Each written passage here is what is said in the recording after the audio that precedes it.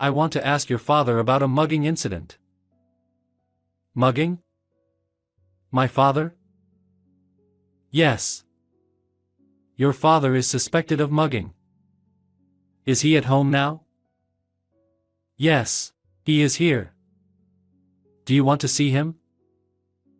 The police officer looked puzzled for a moment at my tone, but said, "Please let me see him," so I took the police officer into the house and opened the door. "My father is here."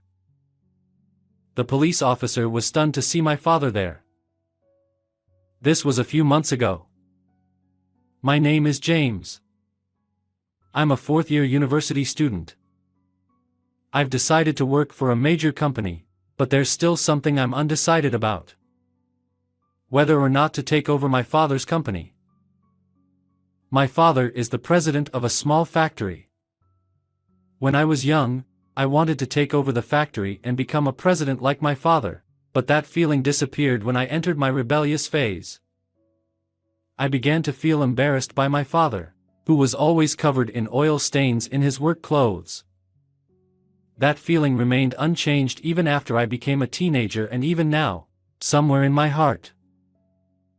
After becoming an adult and working part-time jobs, I began to respect my father, who worked hard while supporting many employees and their families. But I couldn't shake the feeling that a salaryman who wears a suit and works hard is cooler than my father. One day, while shopping with my father, we were suddenly called out from behind.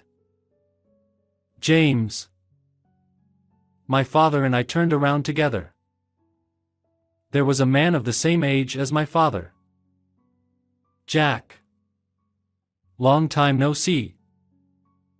This Jack person was apparently a classmate of my father's from high school. Jack, who was wearing a suit, happened to be on an outside sales trip. After revealing that he worked for a famous large company, Jack asked my father, "Did you take over the family business after all?" "Oh yeah, that's right. We're still managing somehow." "That dirty little factory of yours? You've become quite something as its president. And you're only a high school graduate? That's impossible. You really are pathetic." I was shocked by Jack's words. That factory was started by my grandfather and my father is the second generation. I knew he had taken over after graduating from high school, but I never thought there would be a classmate who would make fun of him like that. Jack continued to smile silently at my father. "So? Did you make your father's factory bigger? You said you were going to take over the company in high school and make it bigger." "No, unfortunately I didn't have any business sense. That dream didn't come true." "Ha ha ha. You couldn't help it. You're good with your hands but your head isn't very good. But it's good that you didn't go bankrupt. I thought guys like you were going bankrupt." Jack laughed heartily and slapped my father on the shoulder before saying, "I have more work to do so let's catch up at the next reunion," and leaving. My father, who had been talked down to, looked a little awkward and said, "Shall we go?" before walking off to resume shopping. At that time, I felt that my father's work was something that was being made fun of without any rebuttal from me. The balance between taking over my father's company or continuing to work for a famous large company tilted heavily towards working for the latter. A few weeks later, my father's alumni association was held. By chance, it was held at the bar where I worked part-time. The place was busy with many customers that day, and I didn't have many opportunities to bring food and drinks to the table where my father's alumni association was being held. I thought it was lucky, but I eventually had a chance to go to that table. I felt a little embarrassed about bringing drinks to my father's alumni association, but I kept quiet because it was my job. Our bar has private rooms. When I showed up at the table where my father's alumni association, which was being held in one of the large rooms rented out for the occasion, was taking place, my father, who happened to be near the entrance and exit, said with a smile, "Oh James. Are you his son?" my father was asked by the woman next to him, then he introduced me as his son. I politely greeted them and arranged the drinks I put on the table. My eyes are just like my father's, and I'm just as serious as he is. My father's drunken classmates teased me, and I laughed awkwardly. Jack, who was sitting at a table a little away from us, noticed us and said, "We met recently too." James. Right? Are you planning to take over your father's small factory? When I answered honestly, no, I'm still thinking about it, to Jack's question with an alcoholic breath that made me feel disgusted, he shouted loudly, "Stop it. Your father's company is nothing special. James should work for a company like me instead of taking over such a company. Like me." He then began to brag about his career history, but something seemed off. He said he was in sales when we met before, but now he says he's become the head of accounting.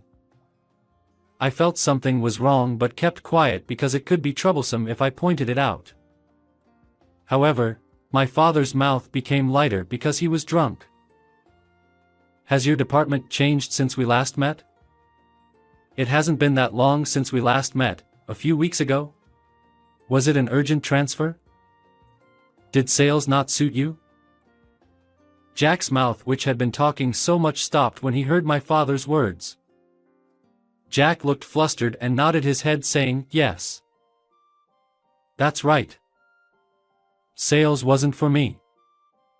As soon as I transferred, I became the head of accounting." "That's strange. Didn't that company get absorbed by a foreign company and have its accounting department based overseas?" As my father pointed out, the company Jack boasted about had been absorbed by a foreign company. Many people had noticed this but didn't point it out until my father did so. There was a burst of laughter at my father's remark. "Hey Jack. What's going on? Are you really the head of accounting even though you were absorbed by another company?"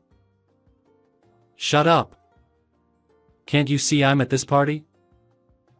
Jack, who had been laughed at, trembled with regret and said, "I'll go home," before leaving with heavy footsteps. The people around him told my father that he hadn't done anything wrong, so Jack must have always been like that. Seeing my father being praised for what he said rather than being laughed at made me happy. Even though he was drunk, my father looked cool when he said what everyone else found hard to say. Half a year has passed since then. I still spend days wondering whether or not to take over my father's company. My confusion has only deepened day by day and honestly don't know what to do. One day while relaxing at home, the intercom rang. Since my mother wasn't there, I went to the entrance. "Yes. Hello. You're James?" The visitor said so in uniformed clothes. I replied with a stiff voice, "Yes." Surprised and wondering if I had done something wrong or not when the police officer said, "Regarding the purse snatching incident, there's something I want to ask your father." "Purse snatching? My father?" "Yes. Your father is suspected of purse snatching.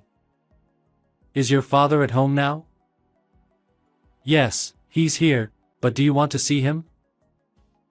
The police officer looked puzzled for a moment at my tone, but said, "Please let me see him," so I let the police officer into my house and opened the door to the room. My father is here. There was a Buddhist altar and a photograph of my father. I told the police officer that my father had passed away in a traffic accident, which made him freeze in shock. "I'm sorry for your loss," said the police officer. I asked him, "My father is not the kind of person who would snatch purses. Who suspects my father of being a purse snatcher?" "I can't tell you that because it's personal information. I'm sorry for bothering you today." After apologizing to me several times, the police officer left. I was confused about who had accused my father of purse snatching, but I soon found out. A few days later, I was working at my father's factory to fill the void left by his absence. My mother is now taking over for my father, but she is already in her 50s and can only help with his work a little bit. To fill my father's void, I was helping out at the factory when Jack came barging in. "Take me to your father. Return what he stole." The factory was making quite a bit of noise from its large machines, but Jack shouted with a voice that could not be drowned out by such noise. I was surprised by Jack's voice, but I wasn't the only one. As other employees stopped working and were surprised, I spoke to Jack. My father isn't here." "Then at home?" "Call him out right away. I'm having trouble because your father snatched something from me." I heard a voice from one of the employees saying, "Purse snatching? Is it our president?" But Jack crossed his arms and refused to budge. He kept shouting, "Give me your father." In response, I asked him, "My father is not the kind of person who would snatch purses. Are you sure you're not mistaken?" "No, it was definitely your father. He must have been jealous of me working for a big company and snatched my bag.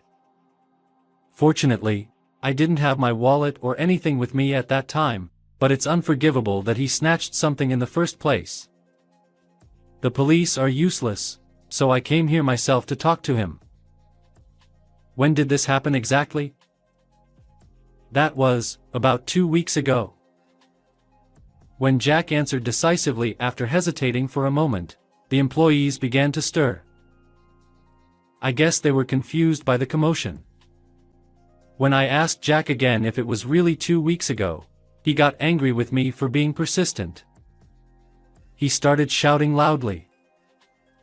"What's going on? You keep asking me over and over again. I said it was 2 weeks ago. An elite like me came all the way to this small and smelly factory just for this. Hurry up and let me talk to your father." I felt my chest getting hot as Jack made a fuss. It wasn't just that he made disparaging remarks about my father's workplace or his colleagues' work. What bothered me most was that he was trying to pin the blame for purse snatching on my father. My father passed away in a traffic accident 1 month ago and cannot be here. When I told him clearly, Jack looked like he had swallowed a pigeonhole and said, "Huh?" I continued, "How could my father snatch purses when he passed away 1 month ago? Maybe there wasn't even any purse snatching at all." I knew that Jack was lying because I found out at our recent class reunion that he had always been a liar since his school days. Furthermore, it turned out that Jack had been jealous of my father since their school days because the girl he liked had liked my father instead. He had always harbored unnecessary rivalry against my father because of such petty jealousy. I couldn't forgive Jack for trying to pin an unfounded accusation on my deceased father just because of such petty jealousy. So then he snatched purses just before he died? As Jack continued to insist on his claim, someone else started shouting from another direction. "Our president wouldn't do something like that. Our president is someone who dresses seriously and walks around like an honest person." "Sure. The reason why we are always short-handed is that the president teaches technology and encourages independence. He was a good person who always thought about the staff and business partners without thinking about profits." As Jack trembled, voices praising his father rose one after another. I was honestly moved. I felt ashamed of myself for thinking that my father's work was embarrassing. My father was a president who was respected by his staff and loved enough to be protected even in such a situation. Jack's eyes were filled with tears as he heard the voices of the factory workers defending my father. I delivered the final blow. The fact that you tried to frame my father for a lie. I will definitely consult with the police. With that, Jack raised his voice and fled from the factory. Afterwards, I went to the police as promised to report that my father had been falsely accused by Jack. The evidence was a recording of Jack's statement made by one of the staff members who had been thoughtful enough to record the argument at that time. Thanks to this, there was evidence left. The police acted quickly because there was evidence, and Jack was caught in no time. Jack's lie about accusing someone of a crime became his own crime, and he ended up in jail for a while. He had insulted my father while he was alive and tried to frame him even after he died. I felt relieved that he got what he deserved. A few days later, someone claiming to be Jack's wife came to our house with a gift box to apologize to me and my mother. When I asked if it was because of what happened at the reunion that Jack had framed my father, Jack's wife sighed and told me, "Yes, that's right. It seems that he was hurt at the reunion." Actually, Jack was an elite who had been fired from his company. He had been looking for a job but it didn't go well, and that's when he met me and my father. Jack, who was obsessed with being an elite, lied, but when he got drunk, he told inconsistent lies and ended up embarrassing himself. He began to resent my father and decided to frame him. I was disgusted by his ridiculous reason for lying, but it seemed that Jack's wife felt the same way. She told me that she intended to divorce him. Jack apparently had no children, so even if he got out of jail, no one would be waiting for him. After graduating from college, I decided to take over my father's company. One reason was that I was worried about the management of the company since my father had just passed away. Another reason was that I couldn't forget the voices of the staff members who had protected my father when Jack lied about him. I wanted to become a president who is loved and respected by staff members like them. That incident became a turning point for me. Since I belonged to the Faculty of Business Administration, I could manage the part of management that my father wasn't good at, but I had to learn from staff members about technology. The staff members taught me many things saying, if it's for his son, and they also told me many stories about my father. Every time they did so, I realized how great my father was. "Dad, you were really cool. I'm ashamed that I didn't realize it while you were alive. I'm really sorry." I spoke to his portrait. "After work, I'm covered in oil stains. It's embarrassing now that I used to think this is uncool. This dirt is proof of how hard my father worked. I'll do my best to become a president like you. And I'll definitely make your dream come true." I spoke to his portrait again and felt like my father smiled. "I'm going to work hard from now on to become a president like him.